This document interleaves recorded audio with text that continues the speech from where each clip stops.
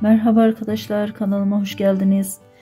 Bugün çok güzel bir modelimiz var arkadaşlar. Herkesin beğeneceğini umduğum harika ajurlu bir modelimiz var. Hemen modelimi sizlerle paylaşmak istiyorum. Evet, modelimiz böyle arkadaşlar. Yazlık kullanabileceğimiz harika yelekler, hırkalar yapabileceğimiz, kendimize, çocuklarımıza kullanabileceğimiz çok güzel bir model arkadaşlar, gördüğünüz gibi. Evet, önden görüntüsü bu şekilde, arkadan görüntüsü ise bu şekilde arkadaşlar. Hazırsanız hep birlikte modelimizi yapmaya başlayalım. Hepimize kolay gelsin.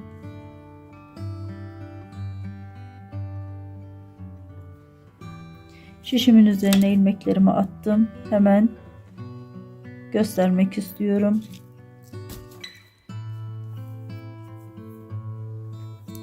Evet. Sadece 1-2 sıra kıvrılmasın diye lastik yapacağım arkadaşlar. Daha sonrasında hemen modelimizi kuracağız. Bir ters bir düz şeklinde lastiğimi yapmaya başladım.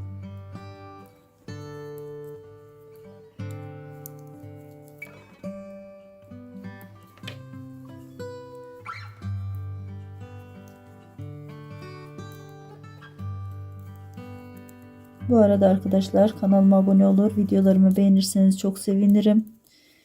Yeni videolardan haberdar olmak istiyorsanız zilimize tıklamayı unutmayın arkadaşlar. Kanalımıza abone olmak kesinlikle ücretsizdir. Desteğiniz için hepinize teşekkür ediyorum şimdiden. Evet. Bir sıra ördüm. Hemen bir sıra daha öreceğim lastiğimi. Evet arkadaşlar, yeteri kadar lastiğimi yaptım. Siz istediğiniz yükseklikte yapabilirsiniz lastiğinizi. İlk ilmeğimi boş alıyorum. Yanından hemen 2 tane düz örüyorum arkadaşlar. Toplamda 3 tane kenar ilmeğim var. Şişimin üzerine doladım. 2 ilmeğim var, bakın. 2 ilmeğimin içinden bir tane ilmek çıkarttım. Daha sonrasında 2 ilmeğimin içine tekrar taktım şişimi ve 3. ilmeği de yanlarına kattım. Şişime doladım ve 2 ilmek çıkarttım. Bu şekilde modelimi kurdum. 1 2 3 tane düz ördüm. Şişimin üzerine doladım. 2 tane ilmeğimin içinden bir ilmek çıkarttım.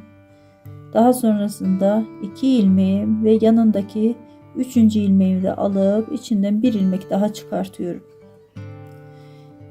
Kenarda kalan 3 tane ilmeğimi de kenar ilmeği olarak yaptım. Birinci sıramı bu şekilde tamamladım arkadaşlar. Hemen ikinci sırama geçiyorum. Arka yüzündeyim. İlk ilmeğimi boş olarak aldım. İpim kendi önümde. 3 tane ters ilmek yapıyorum. Kenar ilmeklerimde. Şişimin üzerine doladım arkadaşlar. İpimizi kendi önümüze alıyoruz. 3 tane kenar ilmeği yaptım. Bir tane doladım ve biraz önce ikisini bir arada aldığım ilmeğimin içinden bir defa şişime taktım. Bir ilmek çıkarttım. Daha sonrasında aynı ilmeğin içinden şişimi taktım ve yanındaki 3. ilmeğimi de onlara katarak bir ilmek de beraberinde çıkarttım.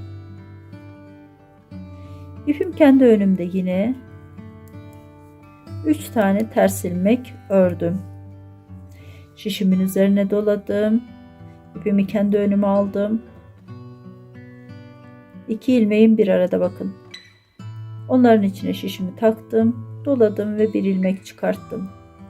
Şişimden çıkartmadan, bakın, o ilmekleri şişimizden çıkartmıyoruz. Şişimden çıkartmadan bir önceki sırada doladığım ilmeğimi ve o 2 ilmeğimi birleştirip tekrardan içinden bir ilmek alıyorum. Bu arada ipim kendi önümde oluyor arkadaşlar. Kenarda kalan 3 tane ilmeğimi de kenar ilmeği olarak ördüm. Modelimizin arka yüzünden bu şekilde tamamladık. Ön yüzünden de hemen modelimiz kendini gösterdi. Bakın hemen belli oldu. Devam ediyoruz.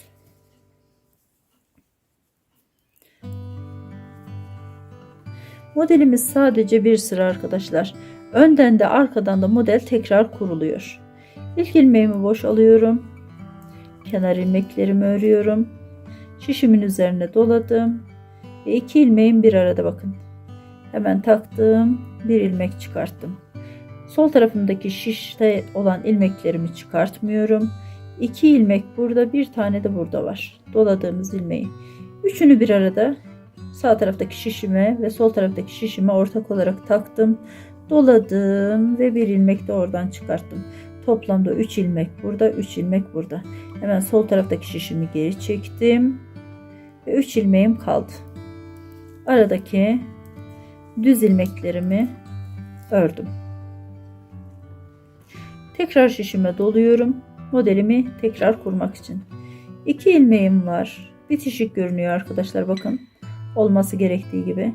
2 ilmeğin içine şişimi taktım, doladım ve bir ilmek çıkarttım.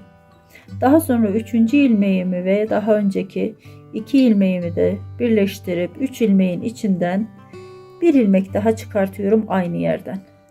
Ve toplamda 3 ilmeğim oluyor. Sol taraftaki şişimi yavaşça çektim. Sağ taraftaki şişimde 3 tane ilmeğim kaldı. Kenar ilmeklerimi de tek tek düz olarak örüyorum. Evet, bakın. Hemen arka yüzüne geçelim. Modelimizi üst üste yapmaya devam ediyoruz. Modelimiz hem önden hem arkadan kuruluyor arkadaşlar. Her iki sıradan da aynı şekilde yapmaya devam ediyoruz. İlk ilmeğimizi yine boş aldık. İpimiz kendi önümüzde. Ters ilmeklerimi ördüm. Şişimin üzerine doladım. İpimi kendi önüme alıyorum arkadaşlar, bakın. 2 ilmeğimiz var. Hemen onun içinden bir ilmek çıkarttık. İpimiz kendi önümüzde kalacak. Arka yüzündeyiz çünkü ve ip sürekli kendi önümüzde kalacak. 2 ilmeğin içinden bir ilmek çıkarttım. Şişimden çıkartmıyorum, bakın. Şişimden çıkartmadan 3. ilmeğe de şişimi taktım. Sol taraftaki şişimi arka tarafa çektim. Doladım. Bir ilmek de onun içinden çıkarttım. Toplamda 1, 2, 3 tane ilmeğim oldu. 3 tane ilmeğim de burada. Hemen sol taraftaki şişimi geri çekiyorum. Ve o ilmeklerim artık bitti. 3 ilmeğim sabit.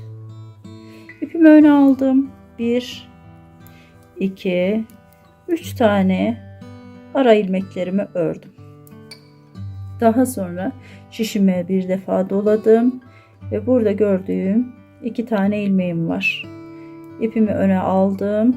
Kendi önüme doladım. Bir ilmek çıkarttım. Şişimden çıkartmadan 3. ilmeğimi de birleştiriyorum. Bir ilmek de üçünün içinden tekrardan çıkarttım. Daha sonrasında kenar ilmeklerimi de ters olarak ördüm. Modelimin arka yüzünden bu şekilde kurdum.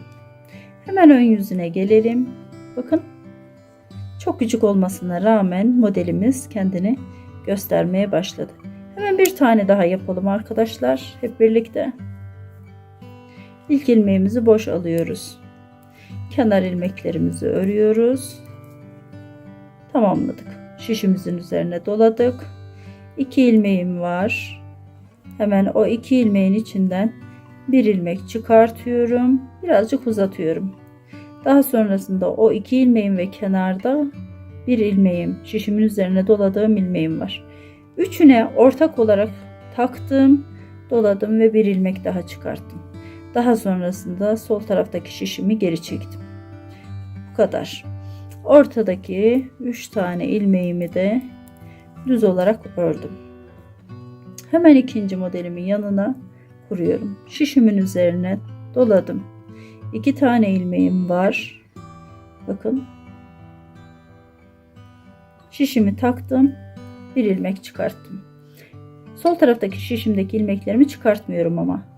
3. ilmeğim ve daha önceki 2 ilmeğimi de bir arada 3 ilmeği ortak olarak birleştirdim. Doladım ve içinden bir ilmek daha çıkarttım. Daha sonrasında sol taraftaki şişimi geri çektim ve modelimi oluşturdum. Kenar ilmeklerimi de ördüm. Modelimi tamamlamış oldum. Hemen modelimizi görelim arkadaşlar, bakın. Çok küçük olmasına rağmen hemen kendini gösteren bir model. Arka yüzünden ise bu şekilde görünüyor arkadaşlar.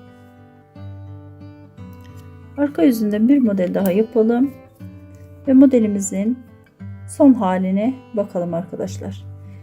Ters ilmeklerimi yapıyorum. Kenarda 3 tane ters ilmeğimiz var. Şişimin üzerine doladım. 2 tane ilmeğim bir arada. Şişime taktım. Bu arada ipimiz kendi önümüzde. Bir ilmek çıkartıyorum. Ve şişimden işi bitene kadar ilmeklerimi boşa çıkartmıyorum. Daha sonrasında aynı yerden şişimi taktım. Ve sol taraftaki şişimi yavaşça arkaya aldım arkadaşlar, bakın. 3. ilmeğimin içinden de bir ilmek daha çıkartıp 3 tane yaptım. İpim kendi önümde. Hemen 3 tane ters ilmek yapıyorum. Şişimin üzerine doladım. 2 tane ilmeğim var. Onun içinden bir ilmek çıkarttım. Şişimin üzerinde tutuyorum halen. Daha sonrasında aynı yere tekrar batırıp şişimi arka tarafa çekip 3. ilmeğimi de bir araya getirdim ve bir ilmek de onun içinden çıkarttım. Kenar ilmeklerimi de ördükten sonra modelimizi tamamladık ve hemen bakalım arkadaşlar. Evet, bakın çok güzel göründü. İplerini birazcık böyle yan taraftan çekerseniz modeliniz daha belirgin olacaktır. Bence çok harika. Küçücük olmasına rağmen kendini çok güzel gösteren, çok da kolay olan bir model arkadaşlar. Evet, büyük modelimize tekrardan bir bakalım. Bakın, her halükarda kendini çok güzel gösteren bir model. İstediğiniz renkte çalışabilirsiniz arkadaşlar. Yazlık harika duracaktır. Yelek olarak, hırka olarak da üzerinize alabileceğiniz, hatta şal bile yapabileceğiniz çok güzel bir model. Evet arkadaşlar, bugünlük yine bu kadar. Başka modellerde tekrar görüşmek üzere. Kendinize iyi bakın. Hoşça kalın. Kanalıma abone olmayı unutmayın arkadaşlar. Desteğiniz için hepinize teşekkür ediyorum.